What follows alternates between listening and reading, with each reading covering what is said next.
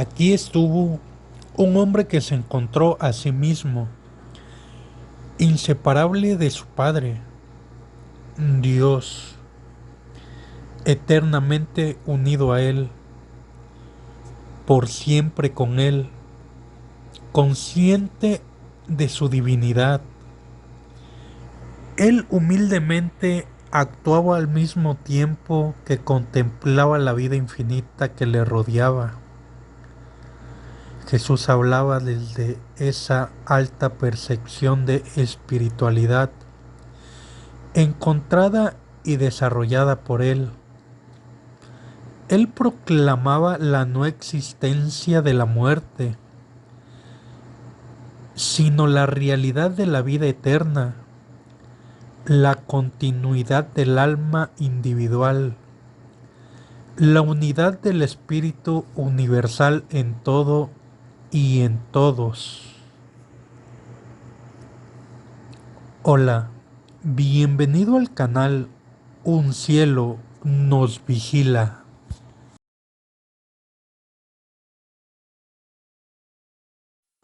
Todos los que han leído la vida de Jesús se han entusiasmado por todos los milagros que realizó, pero pocos han sido los que siguieron sus pasos, como algunos de sus discípulos que lograron curar a mucha gente. Jesús descubrió su propia divinidad y su relación especial con Dios.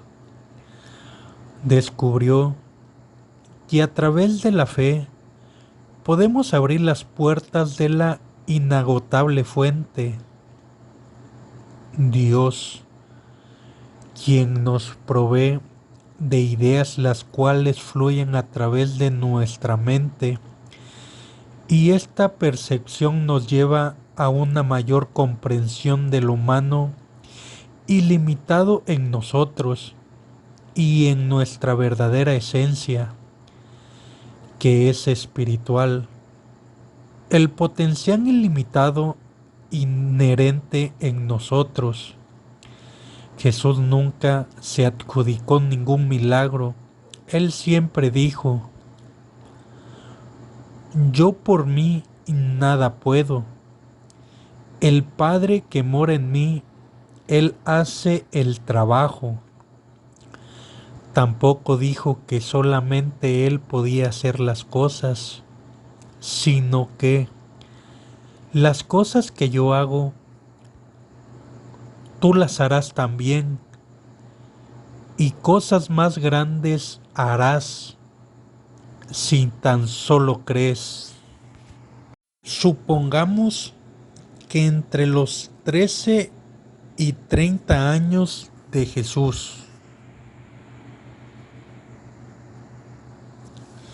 desde niño es muy consciente de su misión, porque cuando se quedó en el templo y lo hallaron en los 3 días, él les respondió: ¿por qué me buscáis?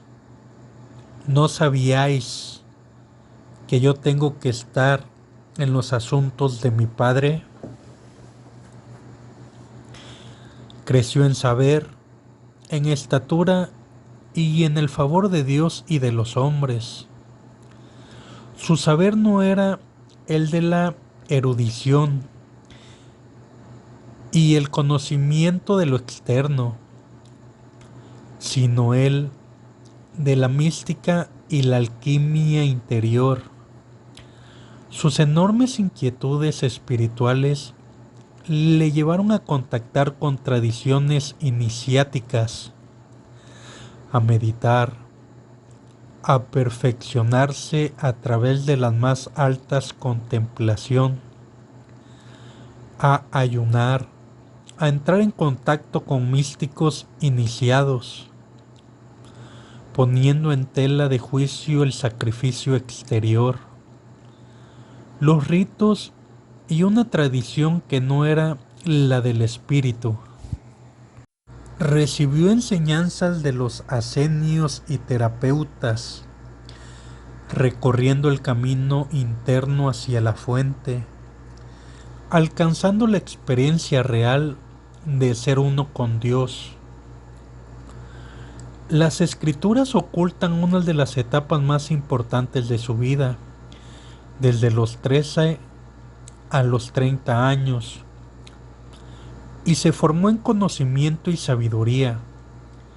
La lógica y el sentido común arriban a una y única conclusión: no es posible que Jesús se convirtiera en Cristo viviendo gran parte de su existencia terrenal en un taller de carpintería.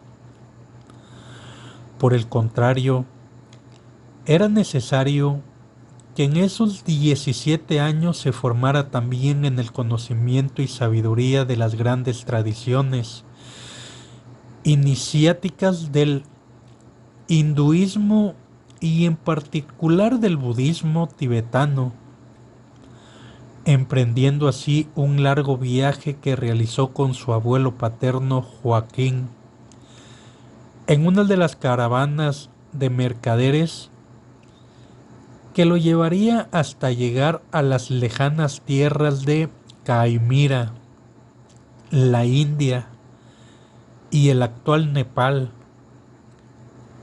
Jesús se enfrenta a las viejas estructuras, se conecta con el nivel de arriba y declara que su reino no es de este mundo. Se instala en la sabiduría y el acceso al reino de los cielos. Se bautiza con ese gran yogui y ermitaño que es Juan Bautista, aquel que asume el destino del anunciador, el que allana el camino de Jesús, quebranta las estructuras de su ego y se pone en manos del poder y la voluntad de arriba, en manos del poder de Dios. Supera las tentaciones a las que su propia interioridad le somete, los intentos de dominio del subconsciente, sus impulsos y su propio ego. Frente a las tentaciones permanece inquebrantable, establecido en su propia energía cósmica.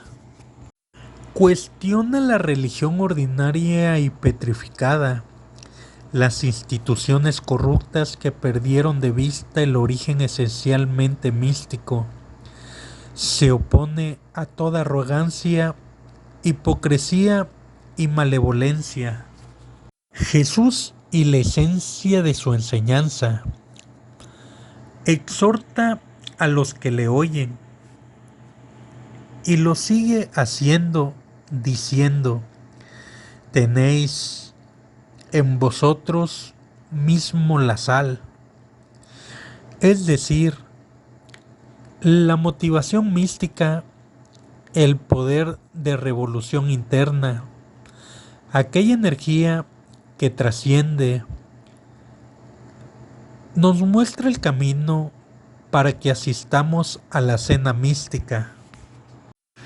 Acompañado de sus primeros discípulos, se esfuerza en llevar a los demás las claves místicas para la conversión y la conquista de la sabiduría. Imparte el Sermón de la Montaña, estructurando para diversos niveles de comprensión. Lo mismo sucede con sus parábolas. Está el aspecto exterior, puramente literal, y otros más profundos, místicos e iniciáticos. El que tenga oídos, que oiga. El buscador captará los aspectos de su enseñanza, dependiendo de su estado de evolución. Toda la enseñanza de Jesús es una guía para el despertar de la conciencia y completar la evolución interna, evolución a la que nuestra humanidad está llamada nuevamente en su segunda venida. Su mensaje va mucho más allá de lo que erróneamente nos han enseñado. Por mi culpa, por mi culpa, por mi gran culpa. Emociones y sentimientos que nos bloquean e impiden nuestro propio crecimiento como hijos de Dios. Por el contrario, este gran maestro, enviado por nuestro Creador, nos invita a la búsqueda interna, al desarrollo superior, a trascender nuestra conducta egoica, a despertar espiritualmente. Nos instruye para cultivar a la semilla de la iluminación, desplegarla y ganar nuestra liberación. Nos exhorta a ser guerreros espirituales, a la conquista de nosotros mismos, atesorando hacia adentro y no hacia afuera, abriendo la mente y nuestros corazón, en una entrega incondicional, sin perseguir resultados que ya vendrán por añadidura, renovándose a cada momento, porque cada día tiene su afán. Con énfasis pronunció estas palabras: busquen el reino y lo demás les será añadido. Jesús celebra su última cena. En una ceremonia sacramental comparte su energía con la de sus discípulos. Es un acontecimiento iniciático de enorme importancia. Jesús inviste con su energía a los discípulos. Después de la cena, cantaron los salmos y fueron al huerto de Getsemaní, al monte de los olivos. Jesús medita en el huerto. Jesús y su tristeza. Siente un acceso de angustia y les dice a Pedro, a Santiago y a Juan: me muero de tristeza, quedaos aquí y estad en vela conmigo. Experimenta la inmensa soledad del hombre despierto, del que ha realizado su iluminación mística y ve su propio destino y el de los otros. Como liberado viviente, en la cima de la conciencia, se somete a la voluntad del Padre. Jesús es crucificado. Muere el viernes a las 3 de la tarde. La violencia desatada de los hombres arrebata la vida a un gran iniciado, tratando de silenciar su enseñanza perenne. En una ocasión declaró: tampoco tengáis miedo de los que matan el cuerpo, pero no pueden matar la vida. Jesús y su segunda venida. Jesús impartió una sublime instrucción sobre la sabiduría mística, que todo ser humano puede desarrollar si sigue la vía del crecimiento interior. Es el custodio del conocimiento liberador. Es el portador del espíritu de la verdad. Muchas denominaciones cristianas han interpretado y enseñan que la segunda venida del Santo, nuestro Señor Jesús, será en forma física y que en final de una gran tribulación ha de ocurrir un arrebatamiento. Nada de aquello ocurrirá. El plan de Dios es perfecto y por etapas, según nuestra evolución como humanidad. Jesús, en su segundo encuentro con sus discípulos, luego de resucitado, dijo a Tomás: ustedes creen porque han visto, dichosos aquellos que sin ver creen. A tales adoradores busca nuestro Padre. Dios es espíritu. Para terminar su obra, la segunda venida de Jesús es en espíritu. Está a la puerta y llama. Ya sabes el camino. Si abres la mente y tu corazón en la meditación en tu interior, Jesús te recibirá, te hará sentar a la mesa y te servirá, uno por uno, porque el encuentro es personal y todos son llamados. Jesús dijo: aquel que abre la puerta, yo y mi Padre entraremos a él y cenaremos con él y él con nosotros. Y todo ojo le verá.